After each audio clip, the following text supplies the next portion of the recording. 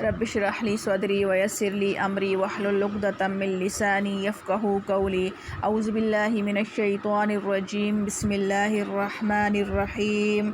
कमा अरसलना फ़ीकुम रसूलन मिनकुम, जैसा कि भेजा हमने तुम में रसूल तुम में ही का। यतलू अलैकुम, पढ़ता है तुम्हारे आगे आयातिना, हमारी आयतें।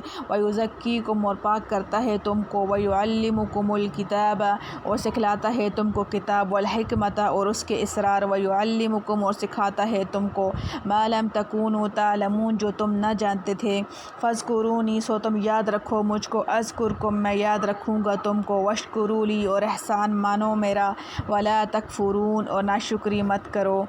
खुलासे तफसीर, यानी हमने काबा को क़िबला मुकर्रर करके हज़रत इब्राहीम अलैहिस्सलाम की एक दुआ जो दरबाब मकबूलियत बिनाए काबा थी उस तरह कबूल की, जिस तरह उनकी दूसरी दुआ जो दरबाब बहसत मुहम्मदिया सल्लल्लाहु अलैहि वसल्लम के थी कबूल की, ताकि तुम लोगों में हमने एक अज़ीमुश्शान रसूल को भेजा जो कि तुम में से हैं, और वो हमारी आयात व अहकाम को पढ़ कर तुमको सुनाते हैं, और ख़यालात व रसूम जहालत से तुम्हारी सफाई करते रहते हैं, और तुमको किताब इलाही और फ़हम की बातें बतलाते रहते हैं, और तुमको ऐसी मुफीद बातें तालीम करते हैं जिनकी तुमको ख़बर भी न थी, और न कुतुब साबका या कल उनके लिए काफ़ी थी। और इस शान के रसूल के मबूस होने की हज़रत इब्राहीम अलैहिस्सलाम की दुआ थी।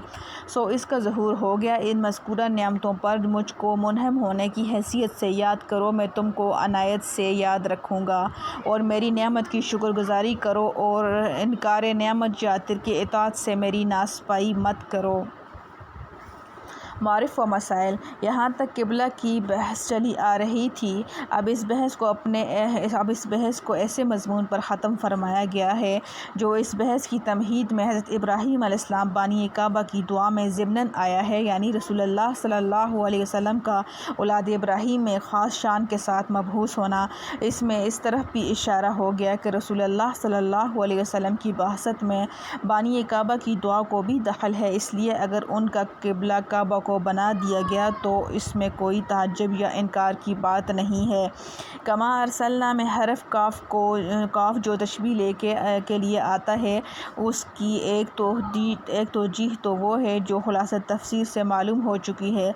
दूसरी एक तौजीह ये भी हो सकती है जिसको करतबी ने अख्तियार किया है कि इस हरफ काफ का ताल्लुक बाद की आयत फ़ज़्कुरूनी से है, और मानी ये हैं कि जैसा हमने तुम पर एक नेमत क़िबला की, फिर दूसरी नेमत रसूलुल्लाह सल्लल्लाहु अलैहि वसल्लम की बहसत की मबज़ूल फरमाई है, ऐसी ही नेमत ज़िक्रुल्लाह भी है। इन सब नेमतों का शुक्र अदा करो ताकि ये नेमतें और ज़्यादा हो जाएँ। करतबी रहमतुल्लाह अलैह ने फरमाया, कमा अरसलना का काफ यहाँ ऐसा ही है जैसे कि सूरह अनफ़ाल में कमा अहरजका और सूरह हजर की आयत के आखिर में कमा अंज़लना अलल मुक़्तसिमीन आया है। फ़ज़्कुरूनी अज़्कुरकुम, ज़िक्र के असली मानी याद करने के हैं जिनका ताल्लुक़ क़ल्ब से है। ज़ुबान से ज़िक्र करने को भी ज़िक्र इसलिए कहा जाता है कि ज़ुबान तर्जुमान क़ल्ब है। इससे मालूम हुआ कि ज़िक्र ज़ुबानी वही मोतबर है जिसके साथ दिल में भी अल्लाह की याद हो। मौलाना रूमी रहमतुल्लाह अलैह ने इसी के मुताल्लिक़ फ़रमाया है, बस ज़ुबान तस्बीह दर दिल गौहर ई चनी तस्बीह के दर्द असर। लेकिन इसके साथ ये भी याद रखना चाहिए, अगर कोई शख्स ज़ुबान से ज़िक्र व तस्बीह में मशगूल हो मगर उसका दिल हाजिर न हो और ज़िक्र में न लगे तो वो भी फ़ायदा से खाली नहीं। हज़रत अबू उस्मान रहमतुल्लाह अलैह ने किसी ने ऐसी ही हालत की शिकायत की कि हम ज़ुबान से ज़िक्र करते हैं मगर क़ुलूब में उसकी कोई हलावत महसूस नहीं करते। आप ने फरमाया कि इस पर भी अल्लाह ताला का शुक्र करो, उसने तुम्हारे एक वज़ू यानी ज़ुबान को तो अपनी इताअत में लगा लिया। करतबी ज़िक्रुल्लाह के फ़ज़ाइल बेशुमार हैं, और यही एक फ़जीलत कुछ कम नहीं है कि जो बंदा अल्लाह ताला को याद करता है तो अल्लाह ताला भी उसे याद फरमाते हैं। अबू उस्मान नहदी रहमतुल्लाह अलैह ने कहा कि मैं उस वक्त को जानता हूँ जिस वक्त अल्लाह ताला हमें याद फरमाते हैं। लोगों ने कहा, आपको ये कैसे मालूम हो सकता है? फरमाया, इसलिए कि कुरान करीम के वादे के मुताबिक जब कोई बंदा मोमिन अल्लाह ताला को याद करता है तो अल्लाह ताला भी उसे याद करते हैं। इसलिए सबको ये समझ लेना आसान है कि जिस वक्त हम अल्लाह اللہ کی یاد میں مشغول ہوں گے تو اللہ تعالیٰ بھی یاد فرمائیں گے۔ اور معنی آیت کے یہ ہیں کہ تم مجھے اطاعت احکام کے ساتھ یاد کرو تو میں تمہیں ثواب و مغفرت کے ساتھ یاد کروں گا۔ حضرت سعید بن جبیر رحمۃ اللہ علیہ نے ذکر اللہ کی تفسیر ہی میں اطاعت و فرمانبرداری سے کی ہے۔ وہ فرماتے ہیں یعنی جس نے اللہ تعالیٰ کے احکام کی پیروی نہ کی اس نے اللہ کو یاد نہیں کیا، اگرچہ ظاہر میں اس کی نماز اور تسبیح کتنی بھی ہو۔